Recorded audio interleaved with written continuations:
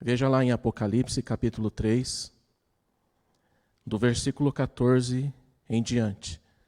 O tema proposto para essa manhã é o crente quente. E nós vamos estudar um pouquinho sobre essa palavra. Mas antes, vai soltar um vídeo agora, preste atenção nesse vídeo, que ele tem tudo a ver com a mensagem de hoje. Pode soltar.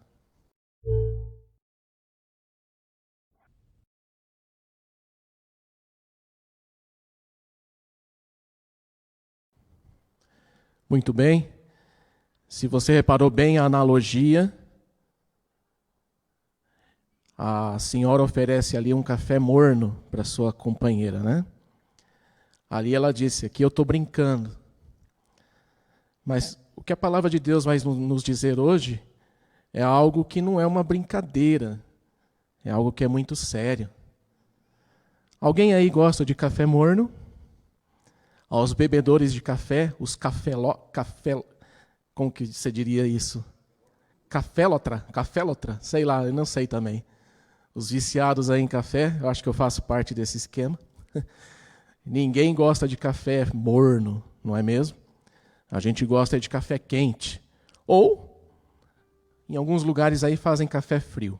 Muito bem. É uma analogia muito bem-vinda e que vai se encaixar bem com o texto que nós vamos ler agora. Em Apocalipse 3, a partir do versículo 14. Como eu falei, ali ela falou que fez uma brincadeira. Mas aqui não é uma brincadeira, aqui é uma coisa séria. O que Jesus vai fazer com os crentes mornos? Será que nós somos quente? Será que nós somos um crente quente? Ou um crente frio? Essa mensagem, na verdade, eu até já preguei ela aqui na igreja, dia 15 de 12 de 2018, só que com uma outra temática. E ela me veio ao coração de novo essa semana, eu falei, puxa, isso aqui tem muito a ver com o período do qual nós estamos vivendo. É um período que nós estamos vivendo muito difícil, não é mesmo?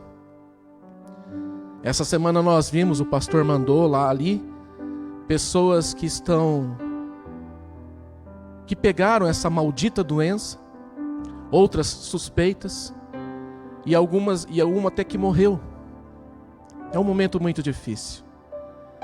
E na verdade, nunca o mundo viveu um momento tão difícil como esse. Claro que não. Já viveu, sim, no passado, muito mais longínquo, momentos difíceis como esse que nós não sabemos, porque nós não vivenciamos e nem vivemos.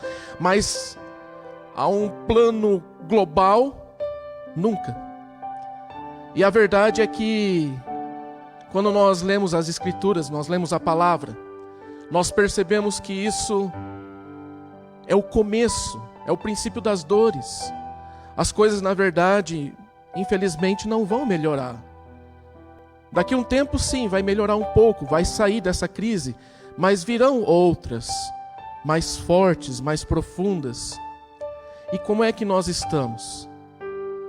Nós estamos com a nossa fé abalada, com a nossa fé ficando morna. Eu diria que muitos de nós temos passado por crises, e essas crises nos deixam cansados e nos deixam desanimados, não é mesmo?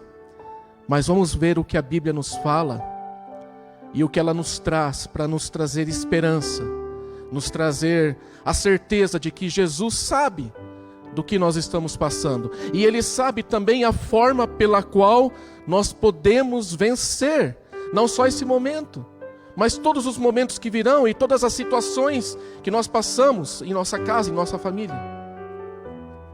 Diz lá em Apocalipse 3,14: E ao anjo da igreja de Laodiceia escreve: Isso diz o Amém, a testemunha fiel e verdadeira, o princípio da criação de Deus.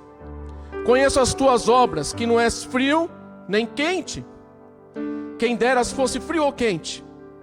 Assim, porque és morno e não és frio nem quente, vomitar-te-ei da minha boca. É Jesus falando. Como dizes, rico sou, estou enriquecido e de nada tenho falta, e não sabes que é um desgraçado, miserável e pobre e cego e nu. Aconselho-te que de mim compres ouro provado no fogo, para que te enriqueças, e roupas brancas para que te vistas, e não apareça a vergonha da tua nudez, e que unjas os teus olhos com colírio, para que vejas. Eu repreendo e castigo a todos quanto amo. Sê, pois, zeloso, e arrepende-te. Eis que estou à porta e bato, e se alguém ouvir a minha voz, e abrir a porta, entrarei em sua casa, e com ele cearei, e ele comigo. Ao que vencer, lhe concederei que se assente comigo no meu trono, assim como eu venci e me assentei com meu Pai no seu trono. Quem tem ouvidos, ouça o que o Espírito diz às igrejas. Essa palavra é muito forte, é muito importante, é muito impactante.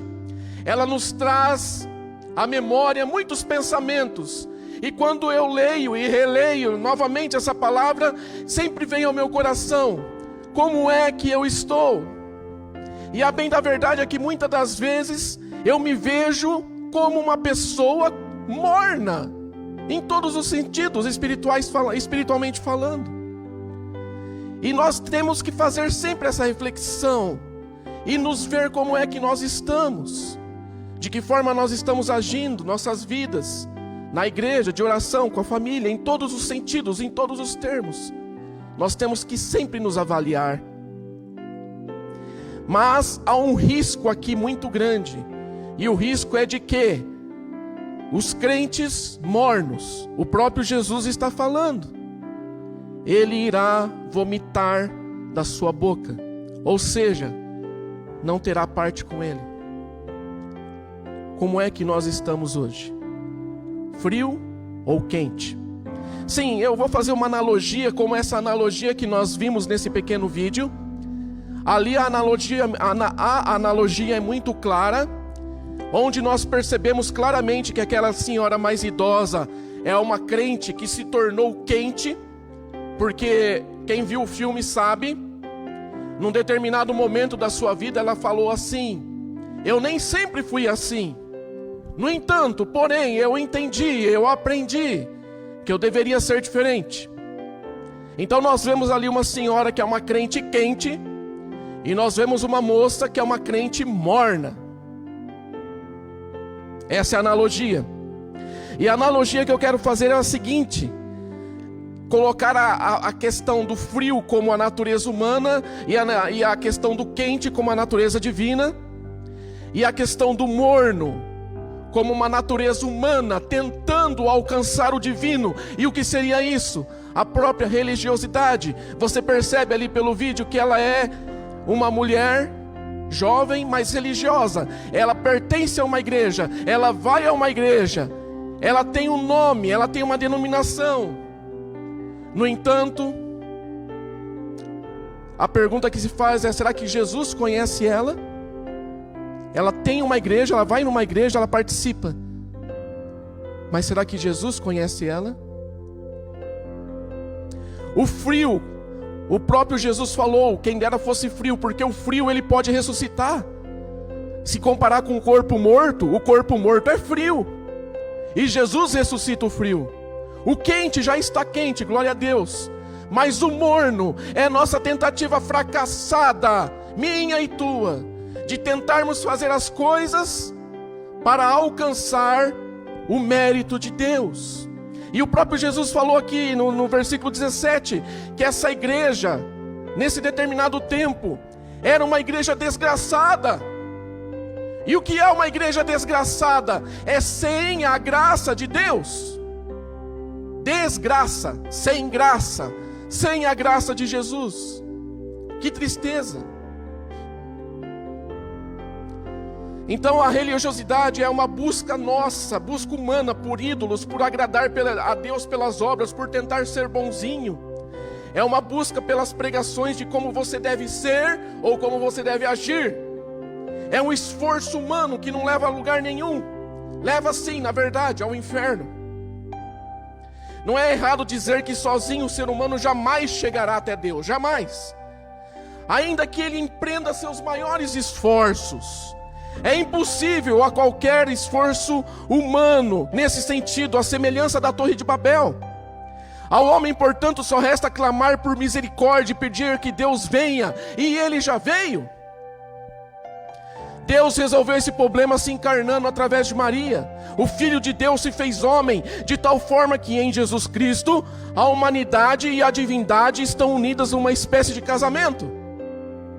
A analogia é perfeita, pois no casamento, os dois se tornam uma só carne, mas as duas realidades continuam distintas. Então, a Bíblia mesmo fala sobre isso, de uma relação entre Cristo e a igreja, uma relação semelhante ao casamento, onde Cristo, com a sua divindade, se encarnou na nossa humanidade e nos tirou da lama do pecado e nos tornamos uma só carne nesse sentido, mas com distinções. Nós continuamos humanos e Ele continua divino, até que nós alcancemos esse patamar e um dia, com nossos corpos ressurretos, quando Ele vier na sua vinda, nós subamos com Ele, ou já estando mortos ressuscitamos, e então o casamento vai se tornar perfeito. Vamos estar com Ele para sempre. É possível dizer também que Ele é o próprio casamento, não somente o esposo. Ele é o casamento entre Deus e o homem. O que estavam infinitamente separados, em Jesus agora estão infinitamente unidos. Mas não de modo que a humanidade desapareça, ela ainda permanece. Então, irmãos, veja que coisa mais maravilhosa isso. A divindade de Cristo se juntou com a humanidade do homem, numa espécie de casamento. Ainda que nós continuemos humanos, continuemos na carne, mas um dia todos nós estaremos juntos com Ele, no Espírito, com corpos ressuscitados, regenerados. Veja lá, se você quiser abrir para acompanhar comigo, Lucas 18, a partir do versículo 10. Tem uma palavra muito legal aqui, muito interessante. Lucas 18, a partir do 10.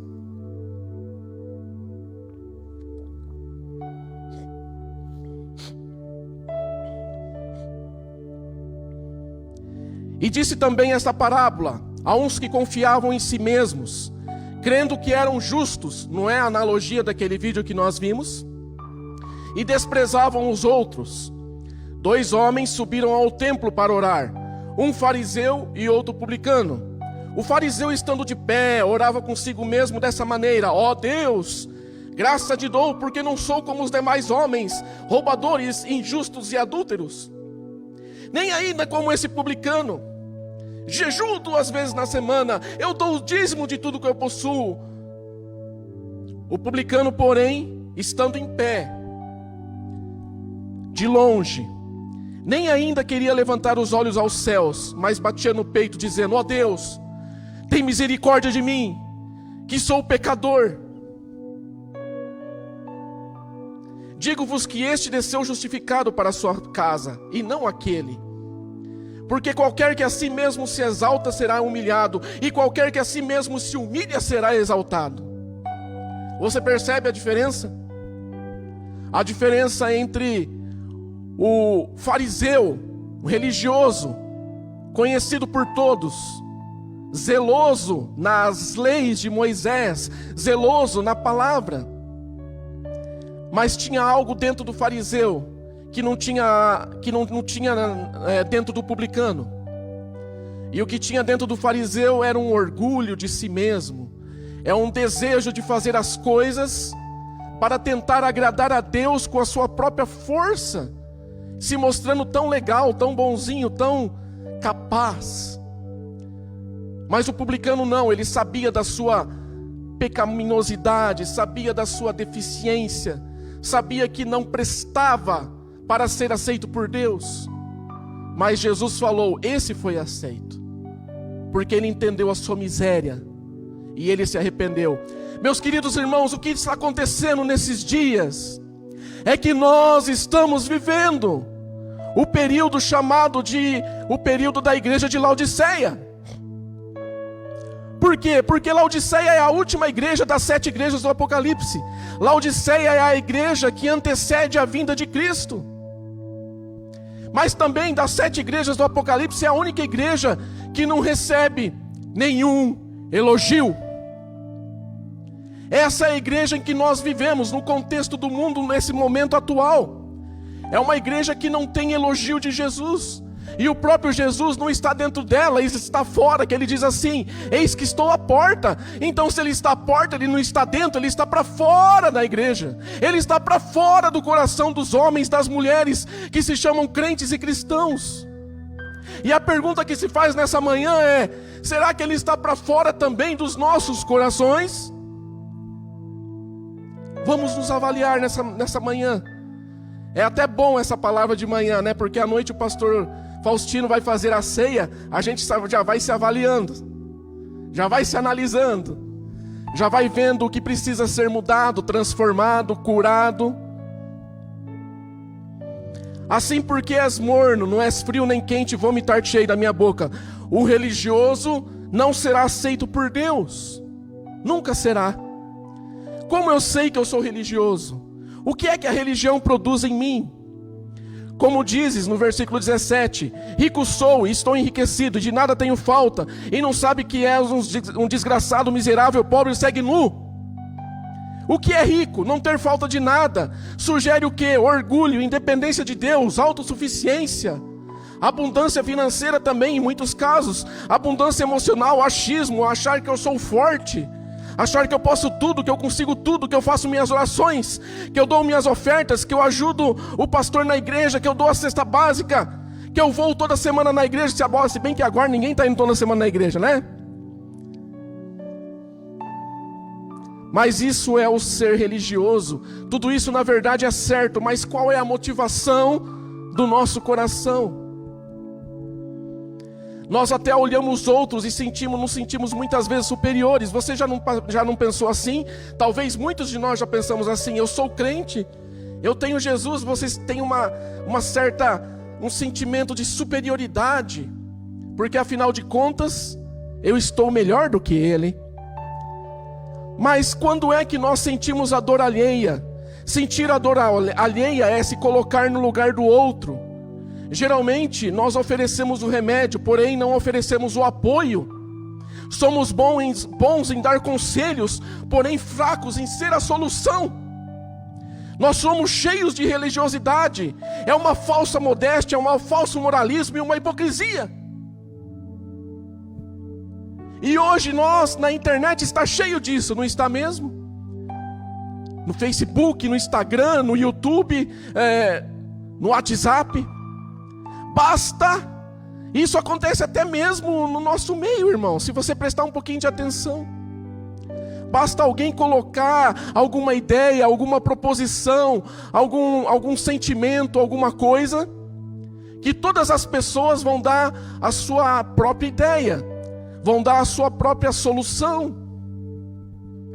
Nós nos achamos muito certos no que nós falamos, do que nós sentimos.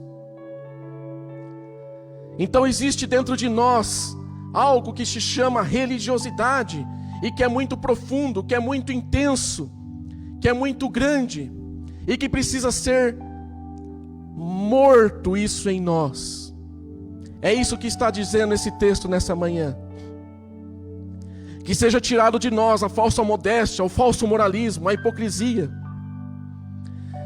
Nós que estamos vivendo nesse tempo, até algo interessante que está acontecendo.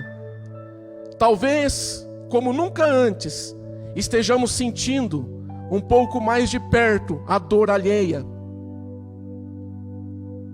Mas, irmãos, pensa numa coisa que eu já pensei no passado, e eu penso agora também, e é uma coisa para a gente sempre estar pensando. Será que orações apenas são suficientes? Parece estranho o que eu estou falando, mas não é. Orar pelos irmãos é nossa obrigação, é verdade. Mas nem sempre orações são suficientes. Muitas vezes uma ida até a pessoa, um estender a mão, um abraço, é mais forte e traz mais mudança do que aquilo que muitas vezes a gente vê as pessoas dizendo: estou orando por você. Isso também ajuda, sim, não tenho dúvida. Mas como é que está, como é que é o nosso coração?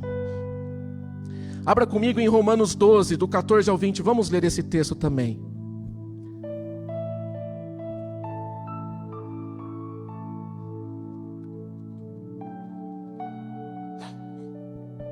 Romanos 12,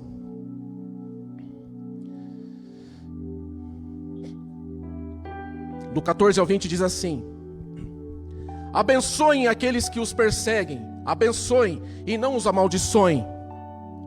Alegrem-se com os que se alegram, chorem com os que choram. Tenham uma mesma atitude uns para com os outros. Não sejam orgulhosos, mas estejam dispostos a associar-se a pessoas de posição inferior. Não sejam sábios aos seus próprios olhos. Não retribuam a ninguém mal por mal. Procurem fazer o que é correto aos olhos de todos. Façam todo o possível para viver em paz com todos. Amados, nunca procurem vingar-se, mas deixem com Deus a ira. Pois está escrito: minha é a vingança, eu a retribuirei, diz o Senhor. Pelo contrário, se o teu irmão tiver fome, dá-lhe de comer. Se teu irmão tiver sede, dá-lhe de beber. Fazendo isso, amontoará brasas vivas sobre a cabeça dele. Essa palavra sempre me impacta muito e ela é muito profunda. Principalmente esse pequeno, essa parte que diz assim: alegre-se com os que se alegram e chorem com os que choram. No passado eu pensava que chorar com os que choram era algo muito fácil. Sabe por quê?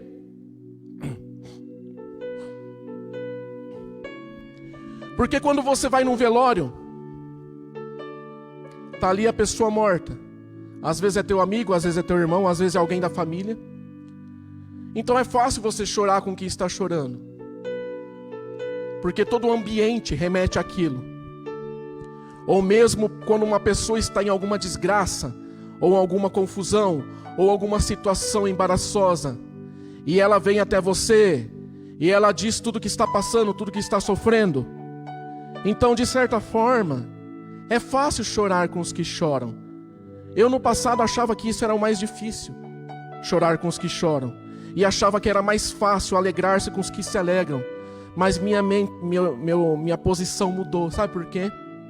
Alegrar-se com os que se alegram é só algo que quem faz está totalmente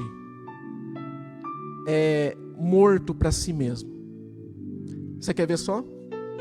Imagina você dentro da igreja, ou na tua casa, ou em tua família, e alguém dentro da igreja fica muito rico, ganha uma grande bênção. Você se alegra mesmo com a alegria dele?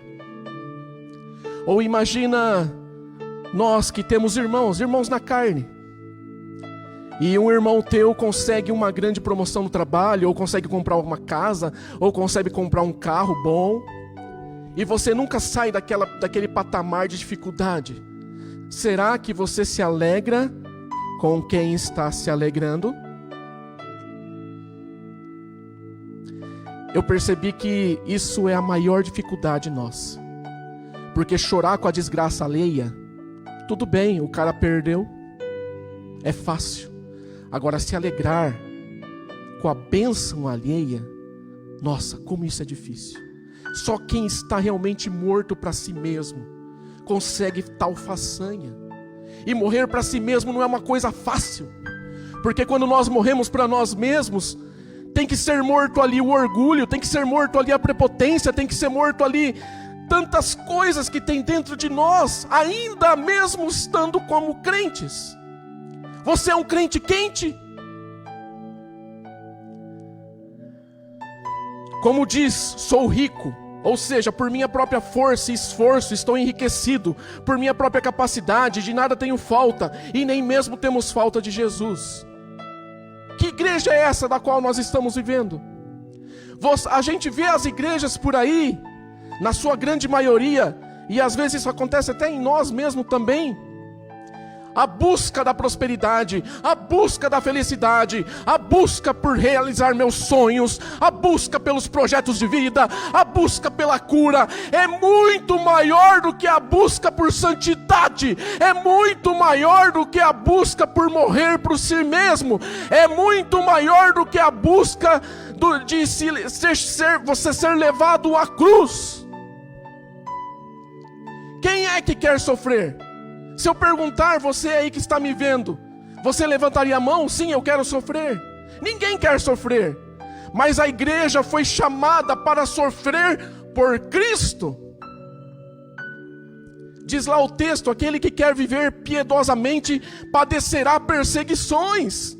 E eu estou falando isso porque a nossa igreja, e quando eu falo a nossa igreja, não estou falando dessa igreja local da Batista do Boa Vista, eu estou falando da nossa igreja mundial, da igreja da qual nós estamos vivendo, que é a igreja que está descrita aqui em Apocalipse 3, que é a igreja de Laodiceia.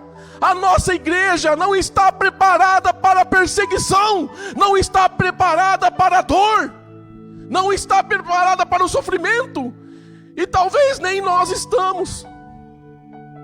Mas é isso que virá daqui para frente, entenda o que eu estou dizendo. Jesus está voltando, e nós vamos ser perseguidos sim.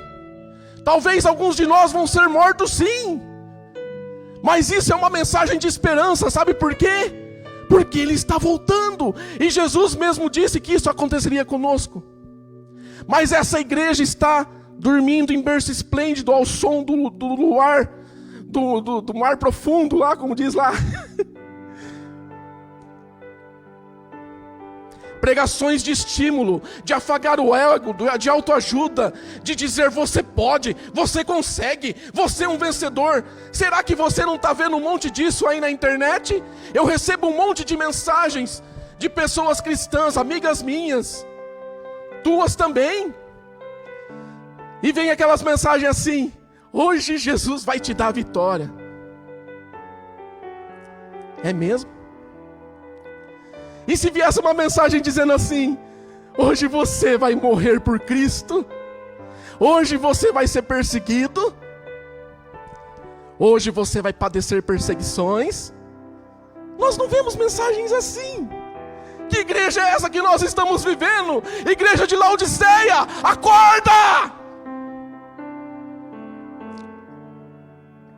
Você consegue, você é um vencedor, você merece, você tem tudo para ser feliz.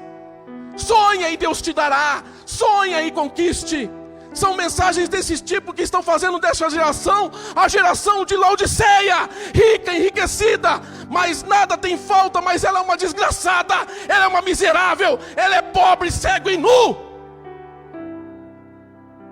O jovem rico fazia tudo isso, mas com a motivação errada. Estava apegado às coisas desse mundo, estava apegado às riquezas, ao seu esforço próprio, à sua autossuficiência. Ele se achava o cara, mas ele não tinha nada. Uma vida sem sofrimento não tem nenhuma semelhança com Jesus. Somos levados ao deserto para reconhecer nossa fraqueza, para tirarmos o foco de nós mesmos e de nossa capacidade e focarmos em Deus.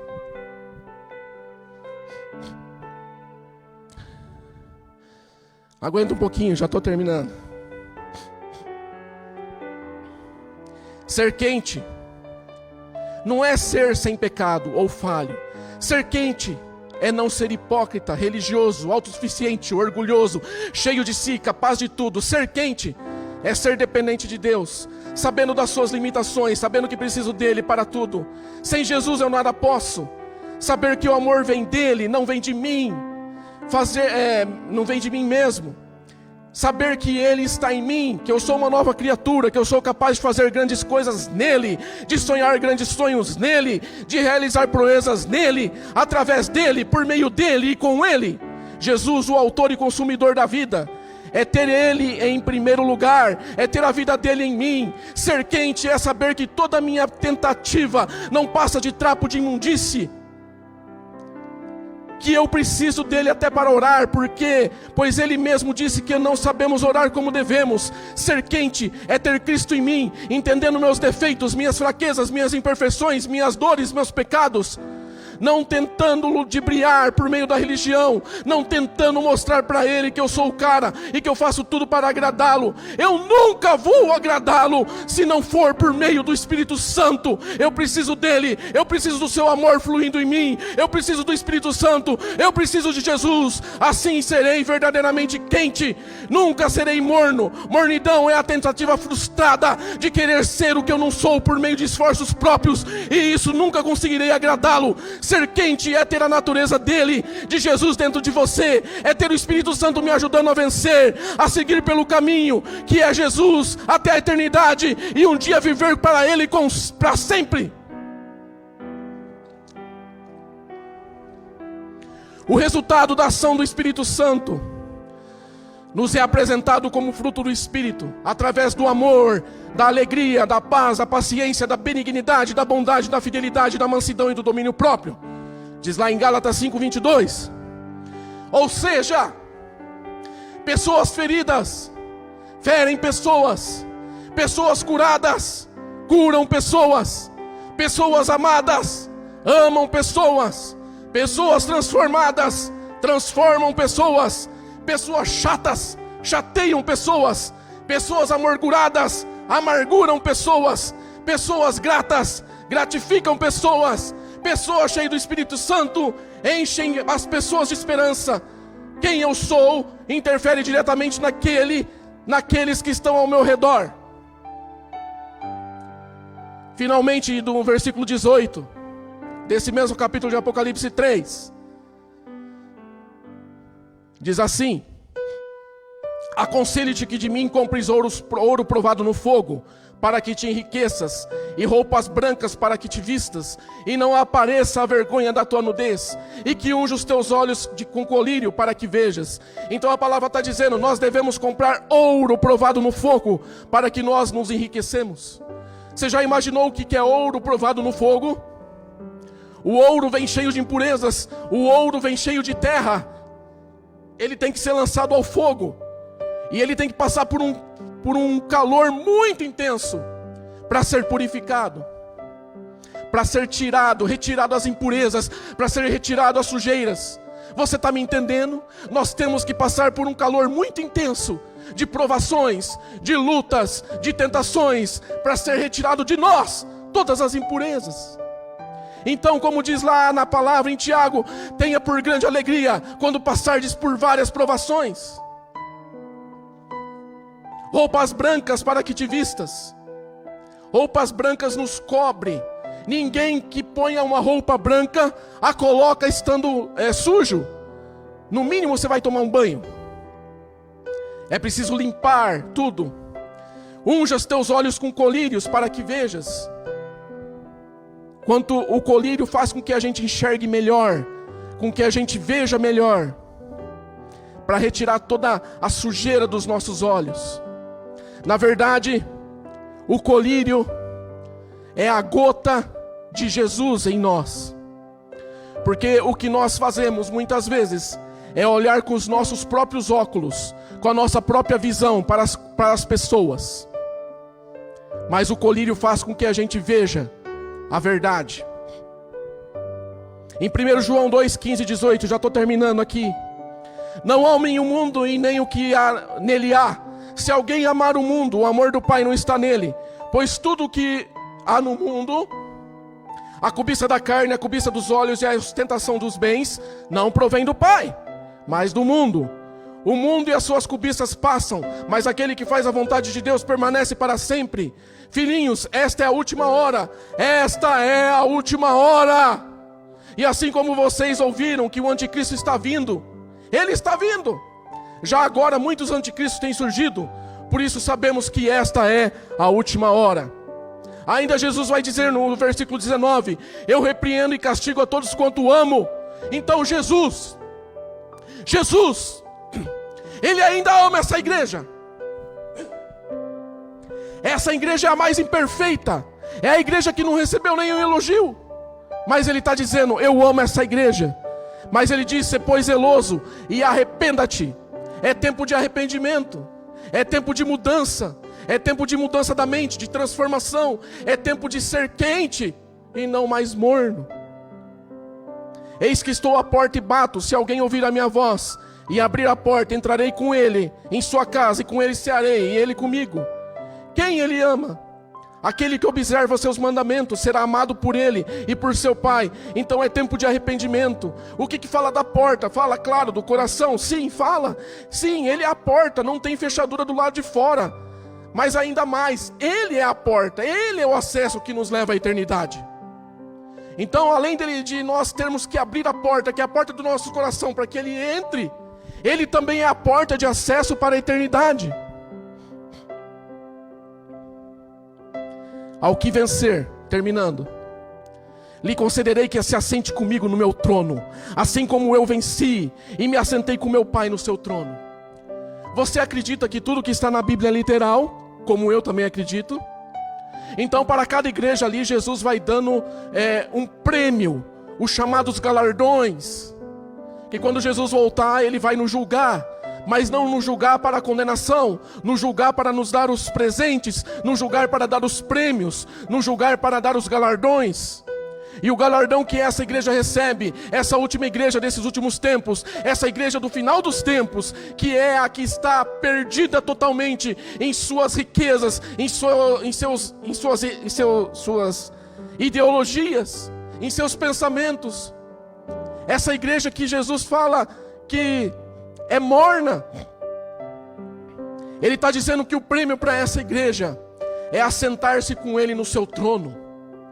Será? Eu não sei você, mas quando eu vejo isso, eu entendo que esse é o maior prêmio que tem entre todas as 7 igrejas.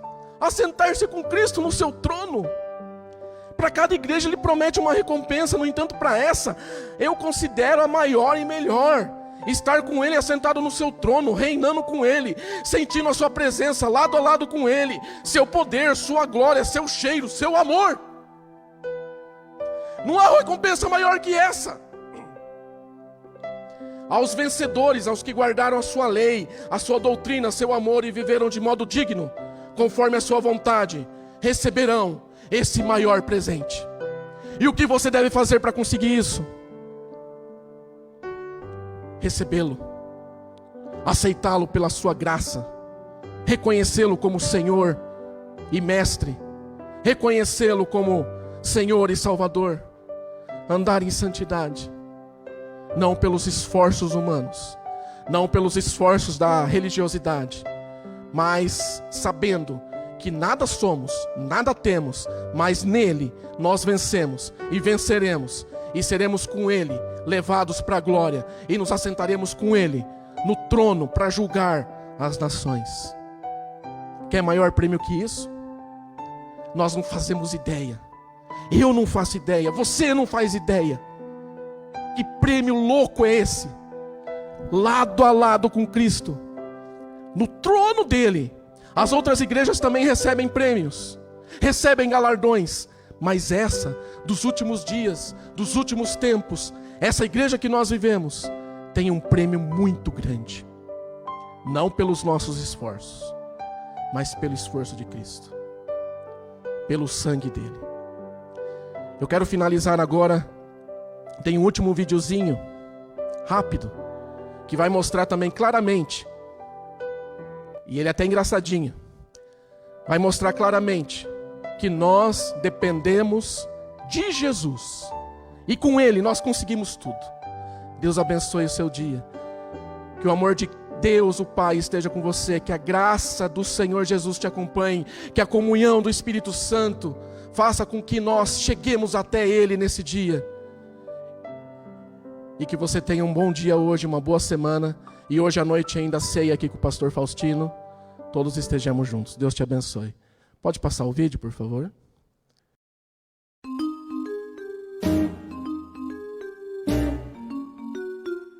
Próximo.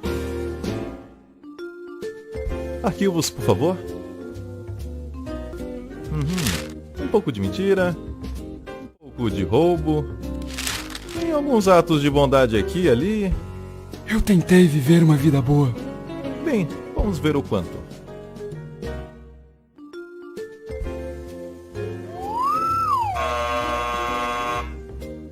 Por aqui.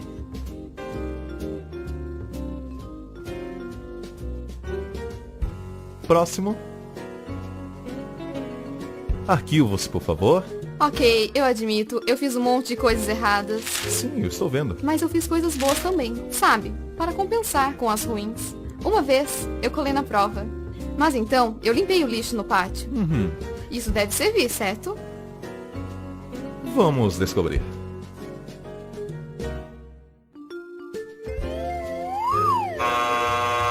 Por aqui. Deveria compensar, certo? Deveria compensar. Próximo. Arquivos, por favor. Impressionante. Sim, eu dediquei toda a minha vida para fazer o mundo bem melhor. Fui voluntário na África, doei sangue todos os meses. E ajudei na Índia também. Quero dizer, gostaria de ter feito até mais. E essas assinaturas são suas? Sim, sim, todas minhas.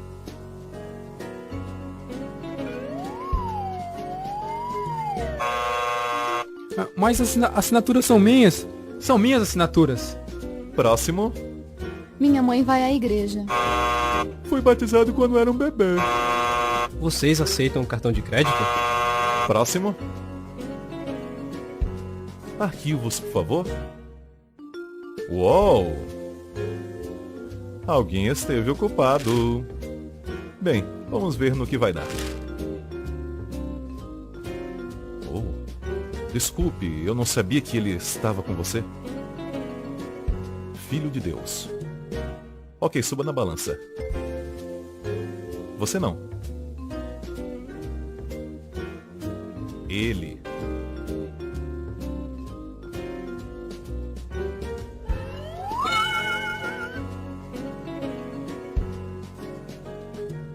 Ei, isso é totalmente injusto.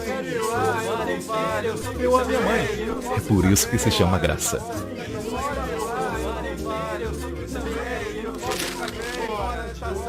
Próximo.